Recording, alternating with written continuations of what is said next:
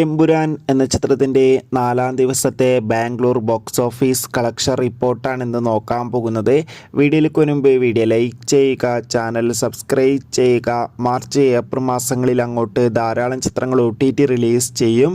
നമ്മുടെ ചാനൽ ഭാഗം പരിശോധിച്ചാൽ നിങ്ങൾക്ക് ആ വീഡിയോയ്ക്ക് കാണാൻ വേണ്ടി സാധിക്കുന്നതായിരിക്കും.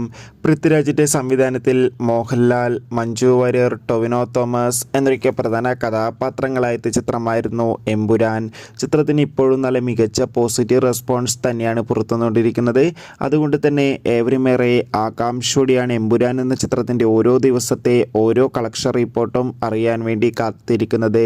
ഫൈനലി എമ്പുരാൻ എന്ന ചിത്രത്തിൻ്റെ 4-ാം ദിവസത്തെ കേരള ബോക്സ് ഓഫീസ് കളക്ഷന് പിന്നാലെ ബാംഗ്ലൂർ കളക്ഷൻ റിപ്പോർട്ടും പുറത്തുവന്നിരിക്കുകയാണ്. 2 കോടിക്കടുത്ത് വരെ ബാംഗ്ലൂരിൽ നിന്ന് കളക്ഷൻ നേടിയെടുക്കാൻ വേണ്ടി സാധിക്കുമെന്നാണ് ട്രാക്കിംഗ് റിപ്പോർട്ടുകളൊക്കെ സൂചിപ്പിക്കുന്നത്.